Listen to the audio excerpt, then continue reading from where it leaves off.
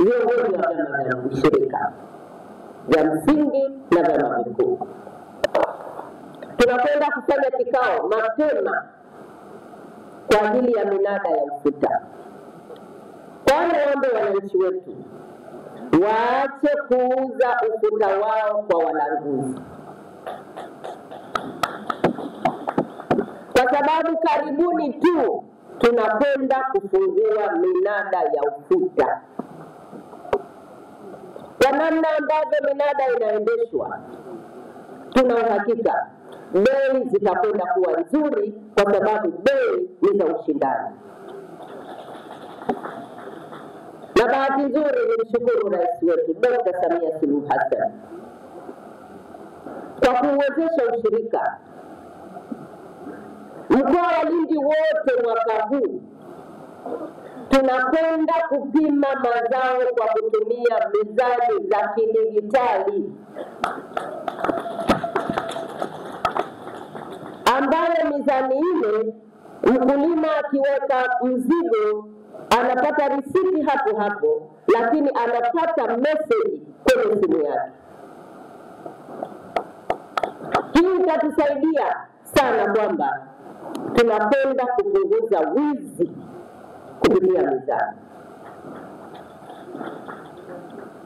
Na kabla hatujaanza kupima, tutahakikisha wenzetu wa mizani wamepita kuhakiki mizani zote kabla hatujaanza kupima, ili wakulima wetu wakapate kipimo sahihi cha mazao yao.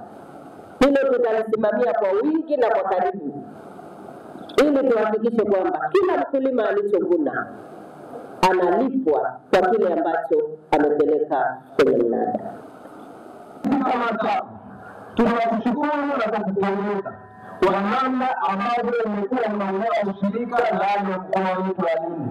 Na kwenye hilo hatuna mashaka, wamesimama kama mama, lakini wamesimama kuhakikisha kwamba maslahi ya wana ushirika yanasimamiwa. Wakati tunafanya maonyesho pale, nilikuwa nasikia wanasisitizia kwamba wana wale majukumu hasa katika kutekeleza ile miradi ya vitega uchumi walivyokuwa nayo. Na hivyo ndivyo inavyotakiwa katika jamii yetu. Sisi kama chama tunabadilika sana, lakini ndugu zangu wa ushirika, sisi Chama cha Mapinduzi tuliandika katika ilani yetu 2020 kwamba tunaboresha sekta ya ushirika nchini. Na nyinyi mmejionea uongo kweli? Wanaoshirika semeni uongo kweli?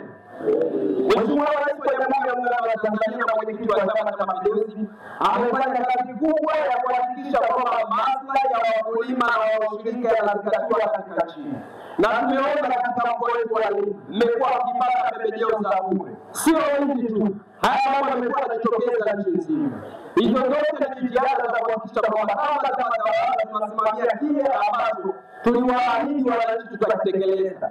Na kupitia wenzetu wa serikali wametekeleza hili kwa ushindi. Sisi kama chama tunabadilika sana. Kama ambavyo maagizo ya Mheshimiwa Mkuu wa Mkoa yalivyotoka kuhusu maandalizi ya msimu wa ufuta ambao unakuja hapa mbele yetu, lakini pia ukijumuisha na msimu wa mbaazi. Kwa upande wa runali tumejiandaa kwa upande wa vifungashio, maana yake hadi sasa tayari tuna viroba 800,000 ambavyo vitakuwa na uwezo wa kubeba ufuta tani 43,000, ambapo kwa makadirio yetu pia tunakadiria kuzalisha tani 35,000 kwa makadirio ya uzalishaji. Kwa hiyo ukiangalia kwa upande wa viroba vifungashio vya ufuta tayari tuko tayari kwa ajili ya kuanza msimu. Lakini